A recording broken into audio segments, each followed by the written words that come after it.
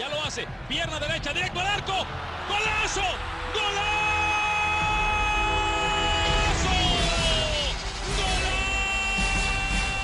The world of football with a soccer perspective. This is Soccer Today with Duane, Rollins and Kevin Laramee. Live on the Sports Podcasting Network. 21 days until Russia 2018. It's coming very quickly. 3 weeks till the World Cup. And today, to talk about the World Cup coverage in the United States in this very particular time where the United States are not playing, but they have a big coverage on Fox. Joining us right now live from Philadelphia, Jonathan Tannenwald of the Philadelphia Inquirer. Jonathan, good morning. Good morning, Jonathan. Good morning. Now, you're with us, Jonathan? Yeah, I'm here. I had my mic muted for a second. I do that all the time. Trust me, Kevin. I would like to be able to unmute and mute my mic from Montreal to Toronto, but we haven't figured that technology out yet. Let's just start with a basic question. What will the coverage be like? Can you just give an outline to our American listeners out there, or our listeners that are in border towns, of what they can expect as far as you can make it out? Fox has the English language rights. Telemundo has the Spanish language rights. Fox is going to put, I believe, 38 games on its main over-the-air broadcast network, and then all the rest on its cable channel, Fox Sports 1. Telemundo is going to put everything on its flagship broadcast channel except the concurrent games, the end of the group stage. There's 8 of them, I think. Those are going to go on 8 or 16, whatever the number is. Those are going to go on Universo, the network's cable channel. Telemundo has 5 or 6 commentary teams. Fox has 6, I think, and the controversy is only 2 of them are actually going to be in Russia, which has a lot of people annoyed, understandably so. The other teams will be calling games off monitors in Los Angeles, and they're not going to hide the fact that they're in Los Angeles. And a lot of people, I think, are rightly asking, well, Fox spent all this money for the World Cup, and ESPN had all of its commentators in Brazil and South Africa the last 2 World Cups. Why is Fox being so cheap?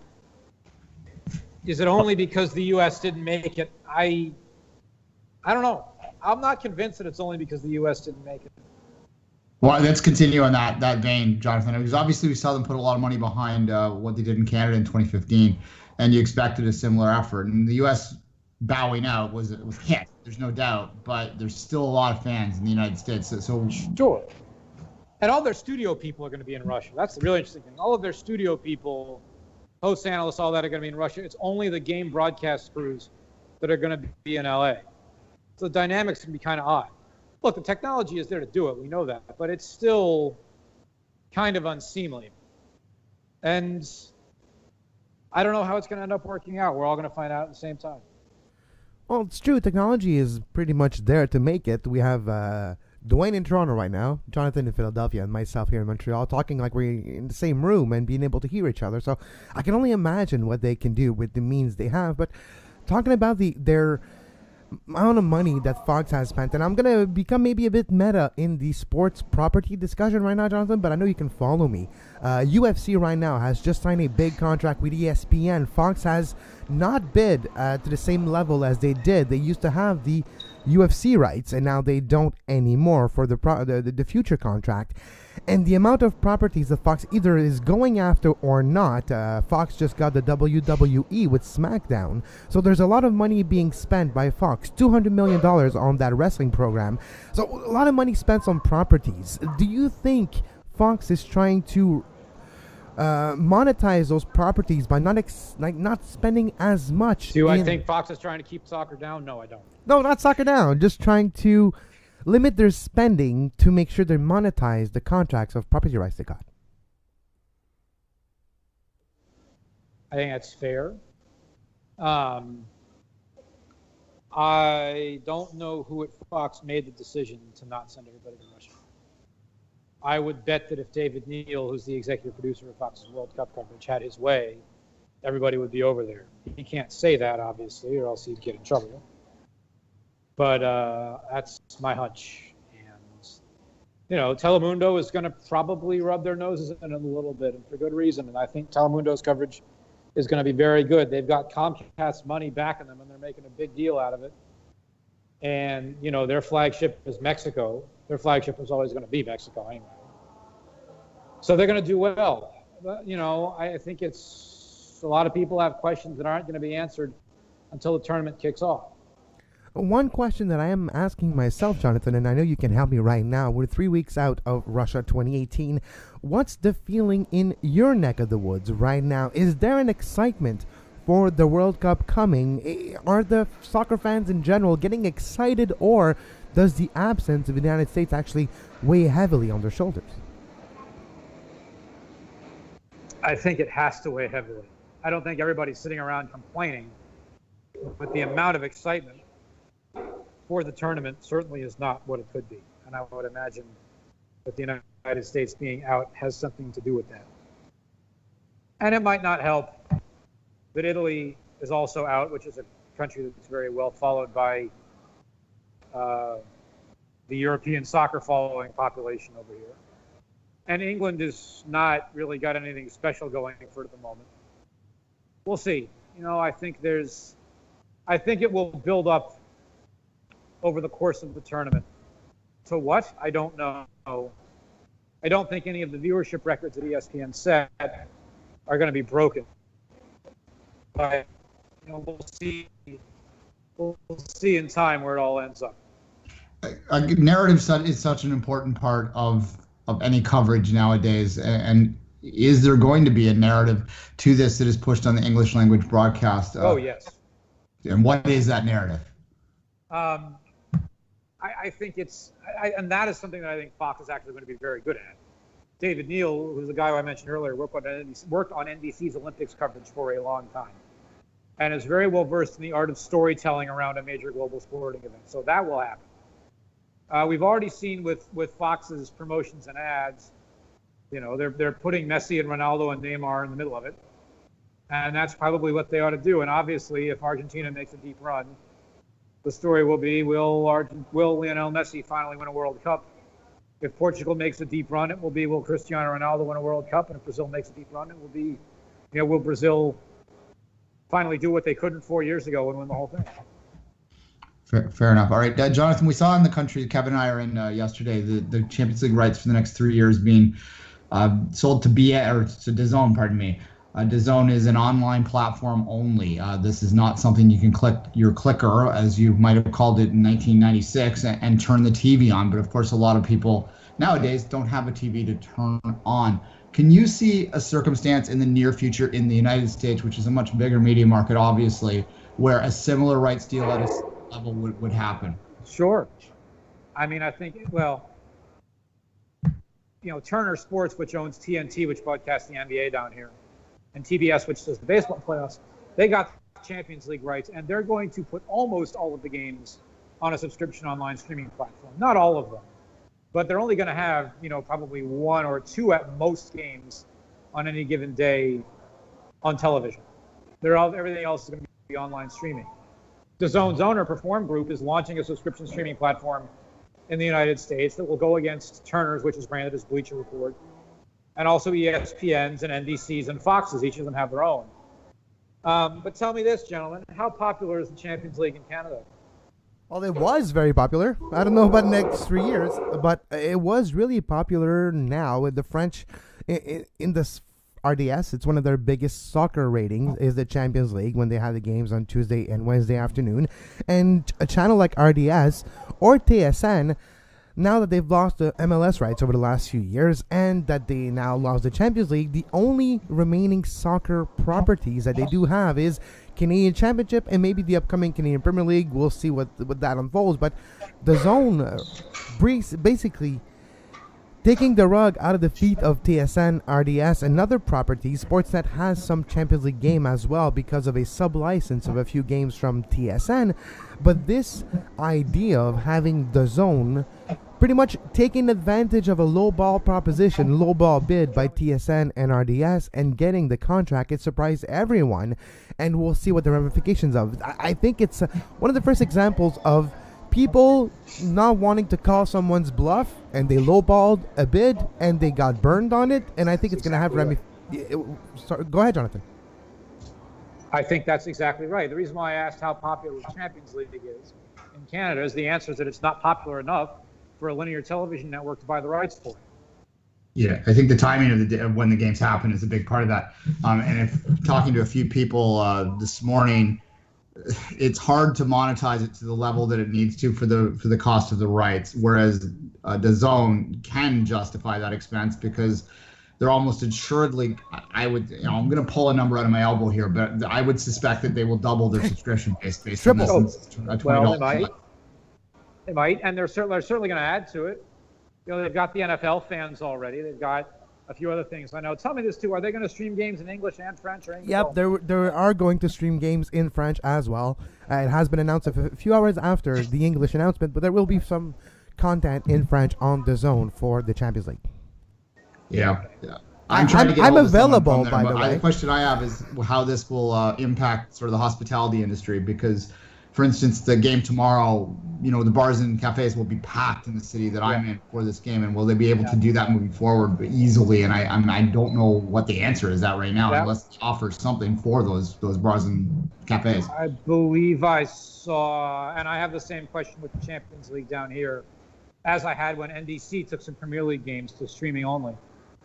I believe it was Patrick Johnston of the province in Vancouver who told me yesterday that he heard from somebody at DAZN they were going to try to work out a sort of not a closed circuit program, but something specific to the bars. Yeah, I've seen, and we'll see if that happens. I've seen this yesterday as well. DAZN has sent a tweet saying that there will be availabilities for businesses, bars, and places that want to broadcast the games to the public. There will be a special tier available for businesses and restaurants to show DAZN. Yeah. Right. Well, so it's fascinating, Jonathan, though, because I know it is. I know you're really into TV properties and TV rights, and right now we're in a crazy time where there's a lot of property rights that either ending this year, next year, or in 2021, and we're looking at a TV landscape that's changing. And one of the first casualties, well, is the Champions League in Canada.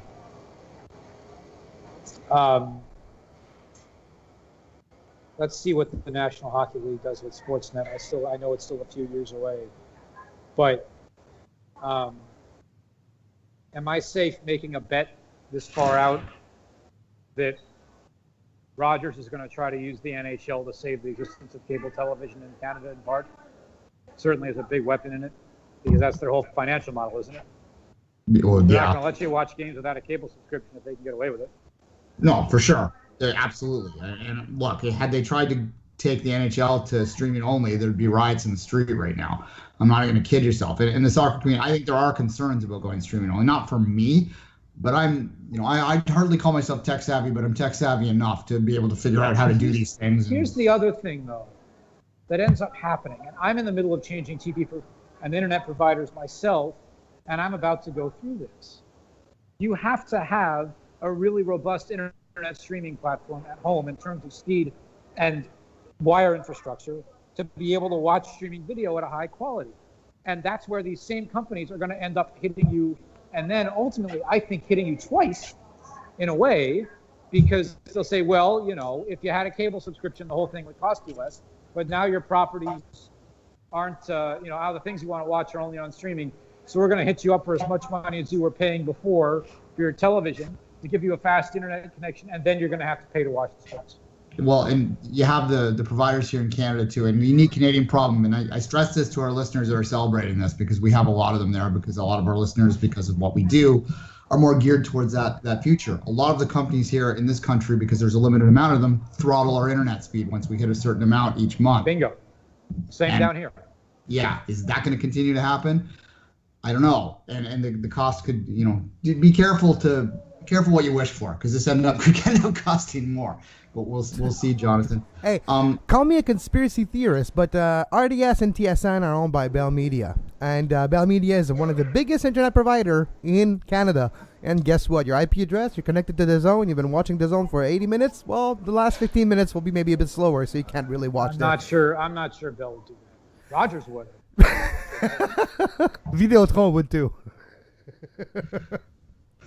Yeah, we also have the issue of what the biggest complaint here when they launched on the NFL side of things was the lag. They were experiencing something like 30 to 40-second lags in their feeds. Yeah, I've seen that over here too, and it's a problem, and it's one of the reasons why I haven't given up my television subscription.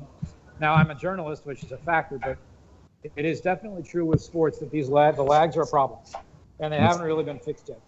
Yeah, especially with the way that we like to experience it nowadays, and on platforms like Twitter or Twitter basically. Just Twitter. Right. Yeah, just That's Twitter. Well, thank you very much, Jonathan, for your time today. As always, you can follow Jonathan's work on his social media at The Goalkeeper, and you can read Jonathan if you're in the Philadelphia area or online at Philly.com or in the newspaper Philadelphia Inquirer. Jonathan Tannenwald, thank you very much for your time today. You're welcome. Can I plug something real quick Of since course. it involves a couple people you know? Go ahead. I had a big piece yesterday that some of your listeners might have seen on the World Cup bid. And I went around asking a lot of people I know who are journalists and academics and soccer influencers and other folks what impact they think Donald Trump is going to have on the vote next month. And I got a very interesting, very wide range of answers. I also talked to Carlos Cordero, who's the head of the U.S. Soccer Federation, about what it's been like for him traveling around the world. Some people in this survey are folks who you two, I think, know fairly well, Sonia Missio and Shireen Ahmed, both of whom are based in Toronto. There's some folks in the U.S. who've got representation from Europe and Africa and Asia and Australia, too. I'd encourage you guys to go check that out. Well, we will, and we'll be right back after the break. You are listening to Soccer Today. Follow us on Twitter at Soccer Today SPN and like our Facebook page, facebook.com/Sports Podcasting Network. You can find the podcast version of all the shows we do on iTunes, Apple Podcast, Google Play Store, TuneIn Radio, iHeartRadio, and anywhere you get your podcast. And we're back on Soccer Today. World Cup Today is live during the 2018 Russia World Cup every day right here on YouTube, youtube.com/sports podcasting network, 10 minutes after the first game of the day. So around 10 in the morning Eastern Time, Duane, Rollins, and myself will be talking about the two games of the day's past and the game of the morning, and talking about all the different stories of the 2018 World Cup. Duane, speaking of...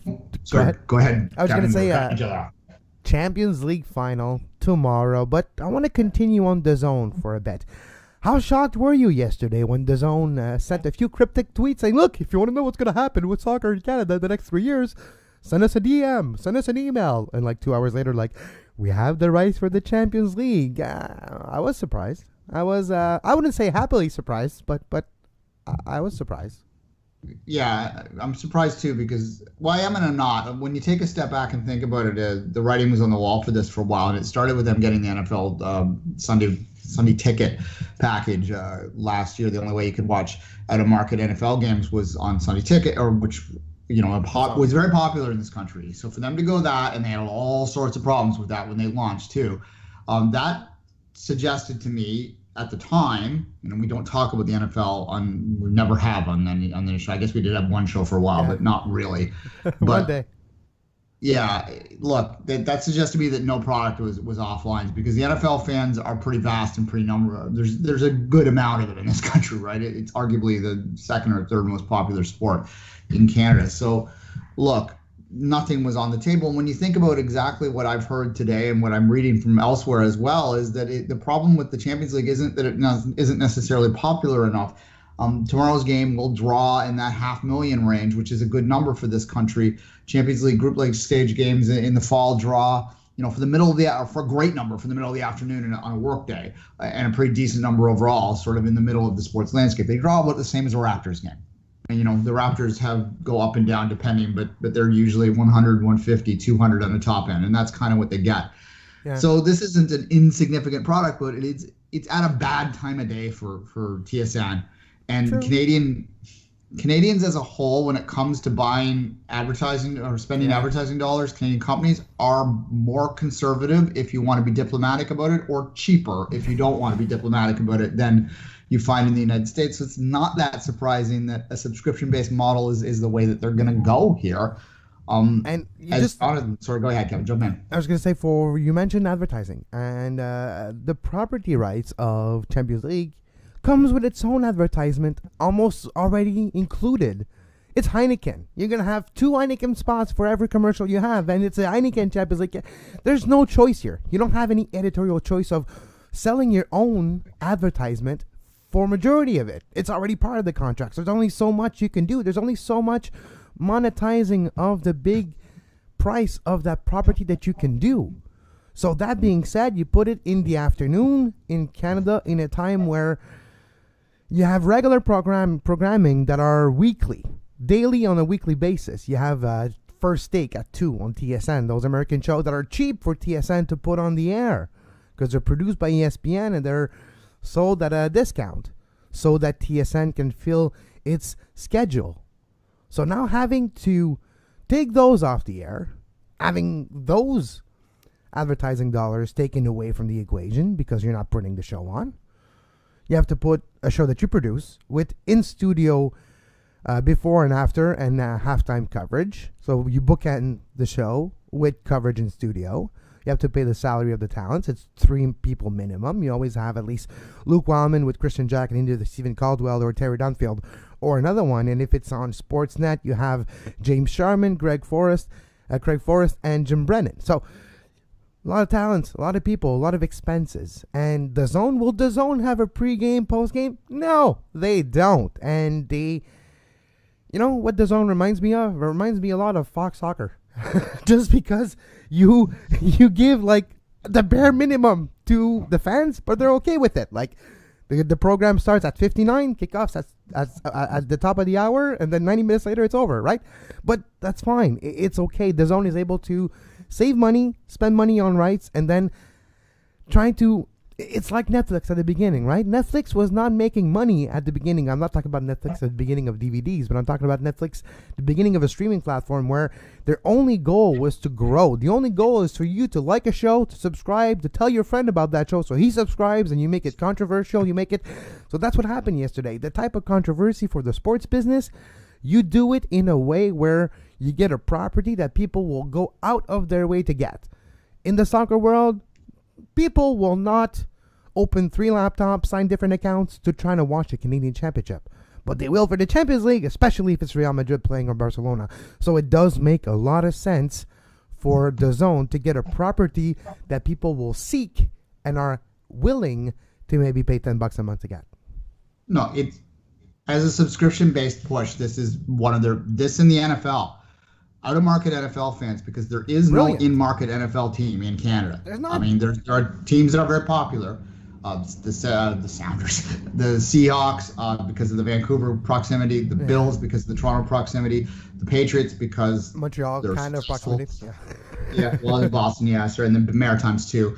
Cowboys, historical reasons. The Pittsburgh Steelers, historical reasons. Yes, but they don't. Any one of those teams doesn't make up a massive amount, but altogether they do. Raiders too have a big fan base in Canada. So yeah, going after them when they knew that they will seek it out because they had been seeking it out is the right thing to do. And soccer fans are equally as passionate about it. And do not be shocked if the Premier League rights end up going this way too. Well, we'll see though. We'll see because TSN's going to have to keep some of their properties, and the Premier League is one of those. So I wouldn't be surprised if they're going all in the next one and actually making sure they don't get outbid, because this won't happen again. Like TSN RDS in the front offices today, they're not feeling that great. Yeah, look, well, maybe they are though, because let me just from a business perspective out there. I heard curling gets bashed a lot when we have these soccer conversations because they do end up in direct competition in February, March of each year when you have the big curling championships in Canada start rolling out, and they happen at the same time. There's afternoon draws for all those, and they end up, conflicting with Champions League soccer all the time. And you always see these soccer fans that don't, with all due respect, guys, if you're listening out there and you fall into this, that don't really give it a thought. They think, well, why are you showing this thing that only my grandma cares about? First off, that's not true. There are a lot of younger soccer fans, but even beyond that, look at the advertising on the ice, on the curlers' jerseys, that they have around them. They're demographically geared towards people that will be watching TV in the middle of the afternoon. And soccer fans, they do tune in once or twice, but soccer fans are also notorious for finding different ways to watch the sport because we've had to for a long time. We're not really marketable to, and that's a problem if you're going to have this rights. I think what this will do is if you're willing to pay for it, you're going to get more content. And I think DAZN's probably going to bring the Mexican League on board, which is something I've desperately wanted for a long time in this country. And there is no Canadian Mexican rights other than a couple Spanish games out there that you can get on a streaming service right now. And that's absurd to me. I suspect you'll see middle leagues in Europe come on board as well because they're going to want to drive more content for the people that want them. Because for a subscription, it's like The Athletic. It's a subscription-based service in the sense that they can afford to have less viewers because the viewers are paying them. And that's something that's going to work for them. But I don't think it's going to be cheaper for you. And I think there's a lot of people out there that think it's going to be cheaper. And I don't think it's going to be cheaper for you because you're going to have to pay the subscription rate, obviously, which is about the same as a basic cable rate. And I think you're going to have to improve your internet because you're either going to get hit with overage charges if you're watching a lot, or you're going to get throttled and want to pay for an extra high speed. That's true. But one thing, though, that I just realized, and we have gone a long way, Duane. Since when I started watching soccer on TV, we had Gold TV here in Canada, and we had Fox Soccer in the United States. We had two channels. Well, in the United States, you had both. So we had two channels dedicated to the beautiful game with those third-tier property like Bundesliga back then, not in HD in standard definition, or Liga MX on it, or stuff like that. With the demise of those channels, and the need was still there, the demand for soccer content was still there. It was just a question of time before someone started this. And, DAZN getting those rights hasn't started yesterday. DAZN getting those rights started when Fox Soccer became Fox Sports 1 and when Gold TV became nothing. Yeah. And if Jonathan were on the show right now, he'd ask us quite rightly, what exactly is TSN's business plan with TSN Go? There's none. They're so underutilized right now. Well, it's a terrible platform. They have this ability to put multiple things on there, like ESPN3. Have you watched anything there, Duane? Have you ever tried to watch something on TSN Go? There's ads. Videos are not necessarily easy to play. It's not user-friendly, and it's not an easy app, and it's not an easy website to manage around. So it's not like DAZN where you open it, you see everything, you click it, and it's playing, and I wanted to cast it on my TV. You click the thing. TSN Go is not like that. Yeah, no, I watched quite a bit on TSN. Well, I watched quite a bit of TSN on my phone, particularly Raptors games. I watch a lot of them on my phone, and you're right. I mean, you're forced to watch two ads every time you have to shut the app down for any reason, and it crashes, and then you have to watch two ads again, and you're watching a sports contest where watching two ads isn't necessarily something you want to put up with, to the point that I have ultimately often, when I'm sitting in front of my laptop, even though I have a legal means to watch it on Sportsnet or TSN, gone, you know what, screw it, I'm going to watch it on a legal stream because it's going to be easier for me, and I'm not going to get interrupted with these ads. So that's the other thing I hope that DAZN, if there are DAZN people listening out here, that they continue on with that easy interface. We're going to pay for it, then we won't. They're going to be demanding about the quality, and they do have some issues to work out. And you know what, I was critical of them when they came on to the MLS app, but now it's going well. Fine. Yeah, it's working fine, and you get a lot of time people think, oh, it's not working well, I can't get HD. Well, it's not the app, it's your internet, or it's your phone. If you live in the middle of nowhere, guess what? You don't have good internet. So there's that aspect too. For us in big city centers, it's kind of easy. I got like fiber optic from the central to the right into the office here in the studio, and I got like 50 megabytes per second. So I'm not having any problems here. But it's costing me an arm and a leg too. So there's that aspect. Yeah, I can see the CN Tower from where I'm broadcasting, so I'm pretty urban. But that just a lot of this country cannot do that, and that is something to think about as well. But then again, it's not DAZN's job to grow the sport, and it's not the Champions League's worry if the sport grows in this country. They know that there are fans here. This is my concern as a soccer advocate.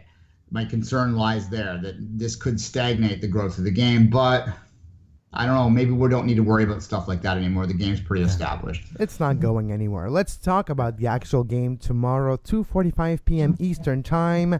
Real Madrid, Liverpool. Oh, those Ukrainian nights, Duane. Those Turkish nights. Is it going to be that type of night, or is it just par the course in number 13 for Real Madrid? The closer this game gets, the less I give a chance to Liverpool. I think this is among the most one-sided matchups we've seen in a final in a while. And I'm including the Atleti-Real Madrid matchups because Atleti has a way that they play that allows them to keep games close even if the talent disparity is there. I think the talent disparity is similar. to Real Madrid between Liverpool. But Zidane earlier this week was asked who he would trade on Liverpool's roster for any member of his, and he said no one. And a lot of people can always just keep. But is he wrong? Well, I'll get Mo Salah, but who do you get rid of to get it? Because there's one comment that I heard Sergio Ramos say this week about Real Madrid. This is a vintage team. This is a team that 15, 20 years from now will look back and say, look, this team had Marcelo, Ramos. We probably won't say Gareth Bale, but we'll say Cristiano Ronaldo. We'll say, see what I mean? This is Ronaldo, Zidane. This is, it's 2004 Galacticos. It's those type of editions, right? It's a vintage team. It's in the top 5 best team in the history of the sports on paper, at least, and on the field too. Well, and they haven't won the league title, which a lot during their Champions League winning seasons. The last couple they did once, but a lot of that reasons is one of the other greatest teams of all time is in the league with them right now. Barcelona, so, it's exact same thing. One of the best ever right now too. Yeah, look, styles make fights, right? And the style of this game for both of these clubs is going to make for an entertaining game. I have no doubt about that. But when you look at the fragility of Liverpool, it's on the back end. In the back end, not only because of the talent that they have there, but because of the style that they play. The style of play opens themselves up to, especially individual talent, breaking them down. And Real Madrid has that in gobs, right? So I can see Liverpool getting a goal here, but I can see Real Madrid getting 4. And that's going to be the problem in this game for them. I look. Remember the City-Liverpool game that finished 4-3? Well, if Liverpool needs to open up to score, you're opening up to Real Madrid. So if you can't defend, guess what? It's going to cost you. It's going to cost you a lot of goals. Liverpool was a team this year that did, they were the Achilles heel for Manchester City. And that might be the team that you point to and say, okay, well, they beat them, so why can't they beat Real Madrid? And the talent level, I think Real Madrid is more talented than Manchester City, to be clear. But it's more comparable. But styles make fights. And the way that City plays would be closer to a Liverpool-Barcelona final, which I would have given Liverpool a chance. I just think that the way that Real Madrid plays, which is more muscular, which is a little more direct, which is able to play with a little more urgency and straight ahead, than a team that right now is the last couple examples of pure tiki-taka in this world are even Barca's moving away from it a little bit are Barca and City, and I think that the way that sort of heavy metal football, as Klopp likes to call it, does actually cause problems to a team like that, and they were able to take advantage of the weaknesses of City when they won those games. But Real Madrid's pretty strong at the back. They have a great keeper, they have great back line. And they have players that have individual talent off the charts, and a player, which is arguably amongst the top 5 or 10 of all time, that is able to win games single-handedly. So, what? Do you want me to put a percentage on it like I usually do? 5. 5 to 10, somewhere in that. 95-5 or 90-10, somewhere in that range. The ball is round, but... Well, we hope the ball stays round. You never know.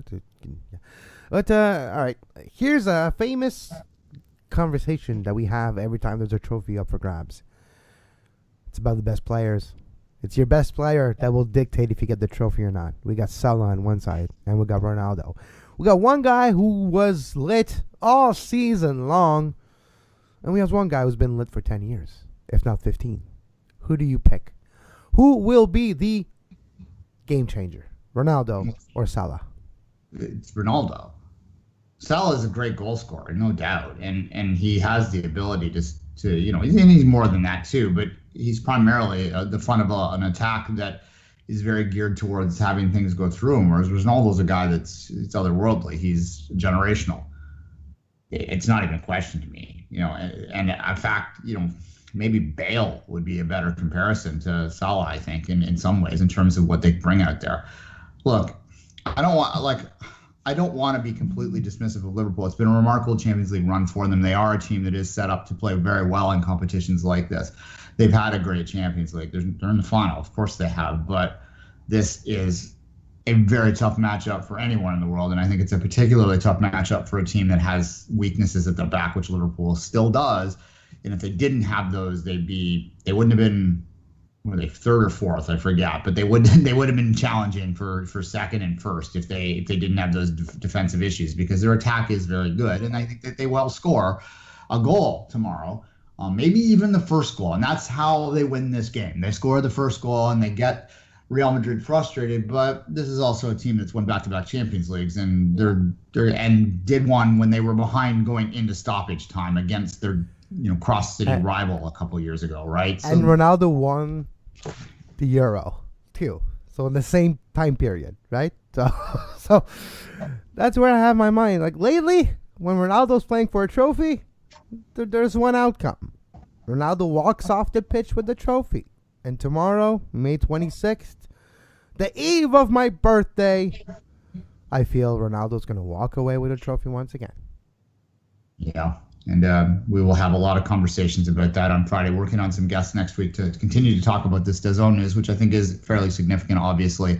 We will have a full focus for the next 3 weeks heading into the World Cup as the European season wraps up on Saturday as well, Kevin. I think I've said pretty much all I can about Real Madrid Liverpool. Unless you have something else. No, watch it. 2:45 p.m. Eastern. Your last Champions League game on TV in Canada for the next 3 years is tomorrow afternoon on TSN and on RDS, which is TSN in French. As always, you can follow Duane on Twitter at 24th Minute and myself at Kev Laramee. We'll be back Monday with all the details of the weekend of play in Major League Soccer. It's week 12, week 13, 12. What is it, Duane? It's 12? A week. We're in the time of the year that it's a week. Okay, so there's some games. There's games in MLS this weekend, and we'll be talking about it Monday right here on Soccer Today. And until next time, you can get podcast versions of all the shows we do right here at sportspodcastingnetwork.com or anywhere you get your podcast. And until next time, have a great soccer. You can find the podcast version of all the shows we do on iTunes, Apple Podcast, Google Play Store, TuneIn Radio, iHeartRadio, and anywhere you get your podcast.